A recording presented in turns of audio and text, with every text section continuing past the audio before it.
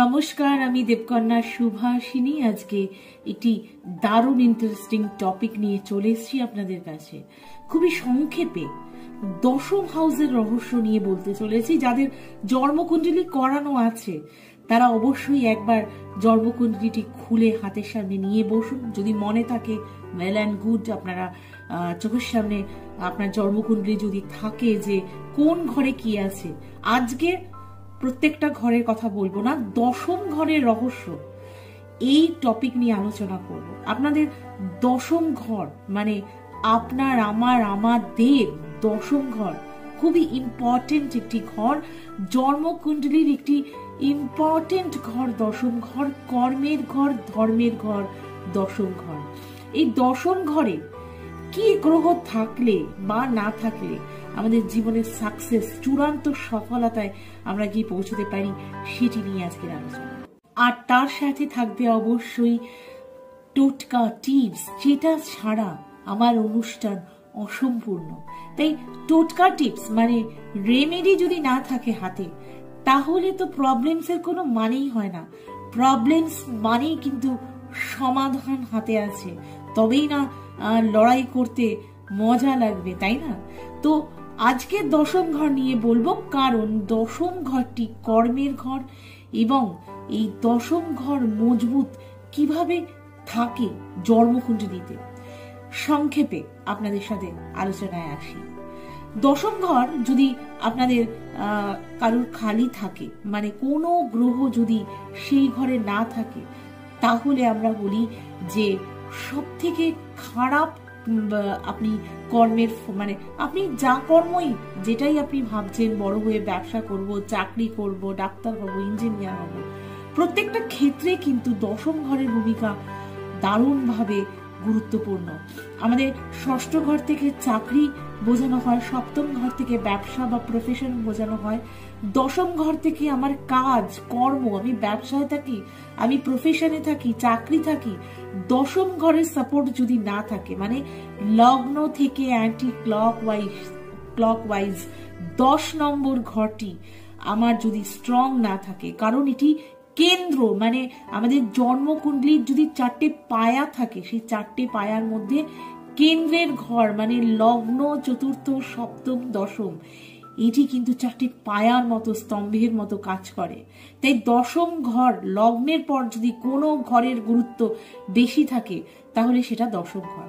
দশম ঘরে যদি কোনো নিচস্থ গ্রহও থাকে, তাহলেও আমরা বলে থাকি যে দশম ঘরে যেন কোনো গ্রহ অবস্থান করে, তাতে যদি সে রাহু হয়, কেতু হয়, শনি হয়, রবি হয়, মঙ্গল হয়, যে কোনো গ্রহ যদি নিচস্থ ঘরও হয় তার, আপনার জন্মকুণ্ডলীতে আপনার লগ্ন অনুযায়ী দশম ঘরে, ধরুন আপনার মকর লগ্ন, মকর লগ্নের দশম ঘর আপনার তুলা, তাহলে এই তুলা রাশিতে যদি রবি বসে থাকে, রবি নিচস্থ হয়ে গেল, তাহলেও বলবো আপনাকে ভালো ফল দেবে খালি ঘরের তুলনায়। দশম ঘরের সাথে কোন কোন ঘর কানেক্ট করলে আপনার কাজের জায়গায় আপনি যদি 50% এফর্ট দেন, তাহলে আপনি 40% তুলে নিতে পারবেন। এটা নিয়ে আজকের রহস্যটা ফাঁস করব। দশম ঘরের সাথে যদি অষ্টম ঘর কানেক্ট করে, দশম ঘরের সাথে যদি দ্বাদশ ঘর কানেক্ট করে, তাহলে আপনি আপনার ইনটিউশন দিয়ে, আপনি আপনার মাথা দিয়ে, আপনি আপনার কি বলবো আগাম ফাটকা দিয়ে, মানে ফাটকা ইনকাম দিয়ে আপনি 50% যদি এফর্ট দেন সেই কাজে, আপনি কিন্তু 40% তুলে আনতে পারছেন। অনেকেই দেখা যায় যে 100-এ 80%, 90% এফর্ট দেওয়ার পর তাদের 30-40 রিটার্ন আসে। কিন্তু আপনাদের যাদের অষ্টম এবং দ্বাদশ ঘর, বিশেষ করে অষ্টম ঘর কারোর যদি দশম ঘরের সাথে কানেক্ট করে, আবারও বলি যদি হয় আপনার মেষ লগ্ন, তাহলে মেষ লগ্নের দশম ঘর মকর রাশি, এই মকর রাশিতে যদি অষ্টম ঘর কানেক্ট করে, মানে মঙ্গল গিয়ে মকর রাশিতে বসে থাকে, লগ্নপতি, মেষ লগ্নের লগ্নপতি এবং অষ্টমপতি মঙ্গল যদি দশমে গিয়ে বসে থাকে বা মকর যদি আপনার লগ্ন হয়, তাহলে অষ্টম ঘর হচ্ছে রবির ঘর, সিংহের ঘর।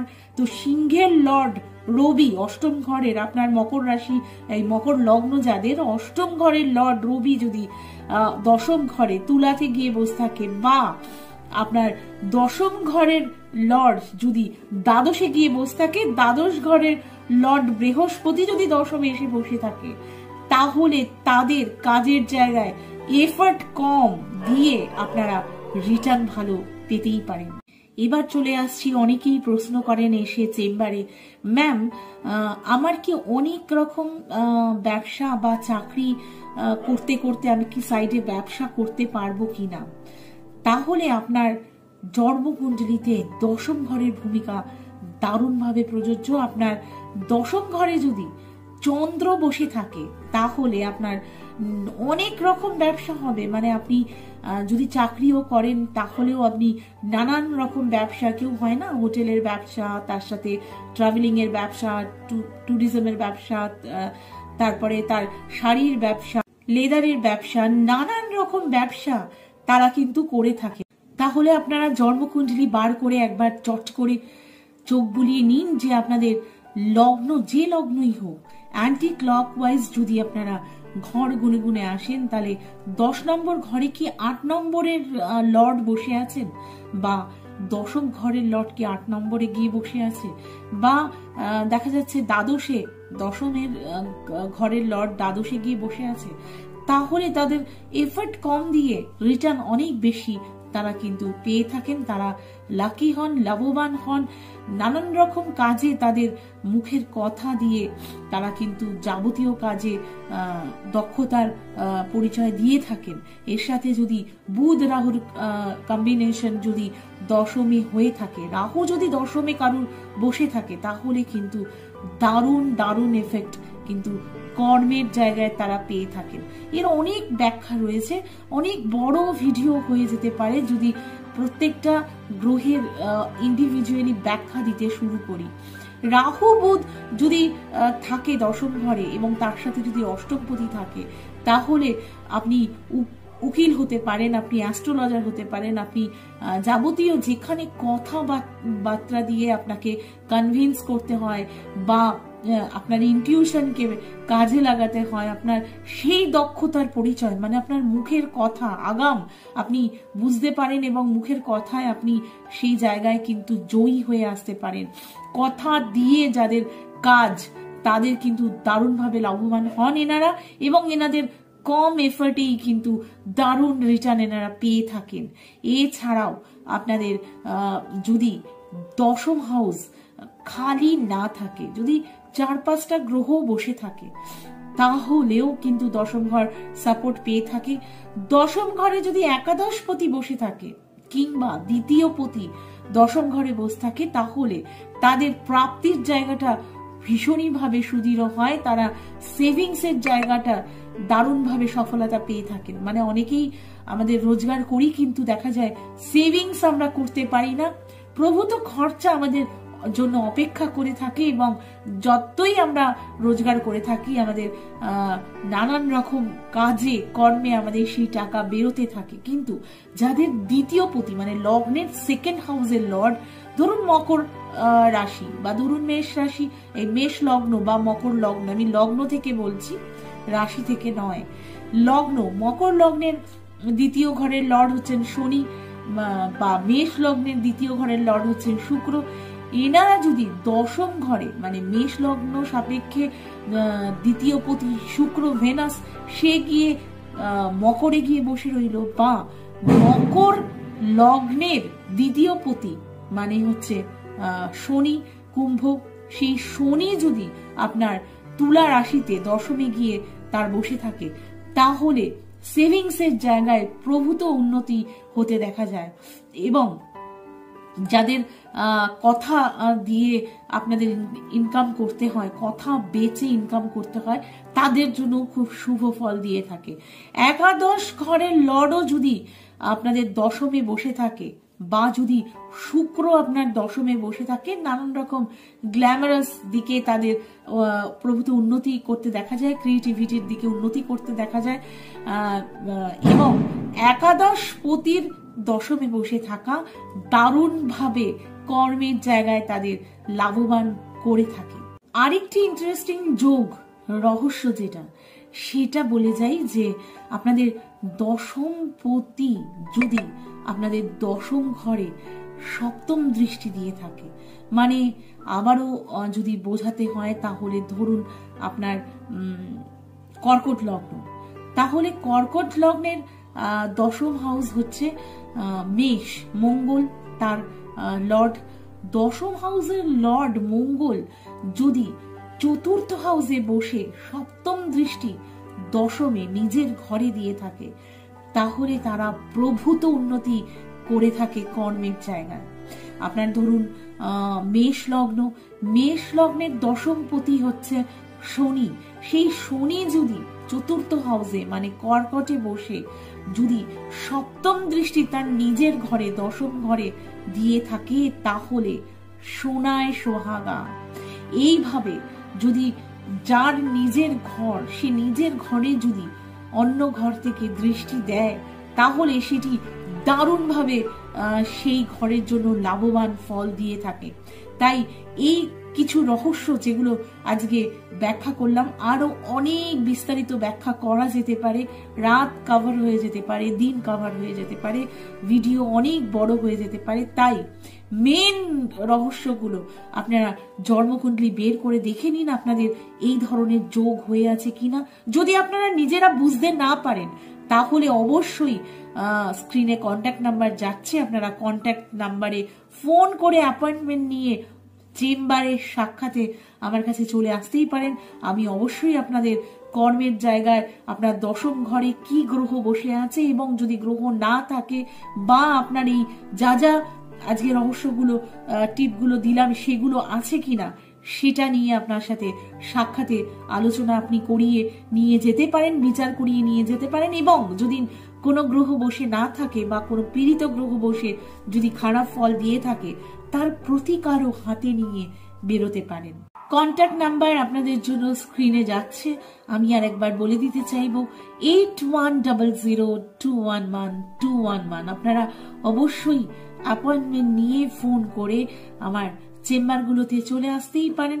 আর কি করছেন, আপনারা যাওয়ার আগে যে টোটকাটি বলছি সেটা একটু মন দিয়ে শুনে সেটি যদি অ্যাপ্লাই করতে পারেন আপনার জীবনে, তাহলে এই টিপস বা টোটকা আপনাকে যাবতীয় দিক থেকে সফলতার মুখ দেখাতেই পারে।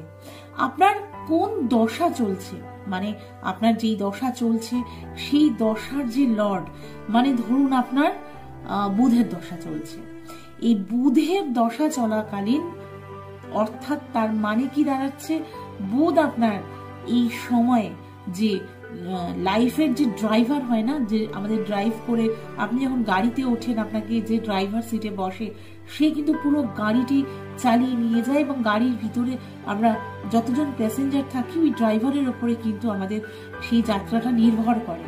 সেরকম যখন আমাদের মহাদশা চলে, যেই গ্রহের চলে সেই গ্রহ কিন্তু আমাদের তখন ড্রাইভার হিসেবে আমাদের জীবনটাকে চালনা করে, তার হাতে কিন্তু আমাদের স্টিয়ারিং থাকে লাইফের, এবং সে যেইভাবে চালিত করে সেইভাবেই আমাদের চলতে হয়, সেই গন্তব্যস্থলেই গিয়ে আমাদের পৌঁছতে হয়।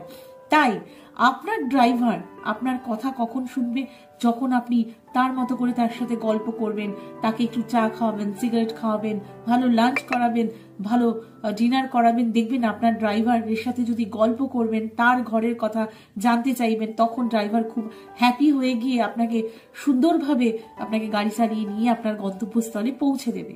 সেরকম এখানে আপনার যে মহাদশা, যে গ্রহের লর্ডের চলছে, তার চরিত্র অনুযায়ী আপনি যদি নিজের জীবনটাকে অতিবাহিত করেন, অর্থাৎ যদি ধরুন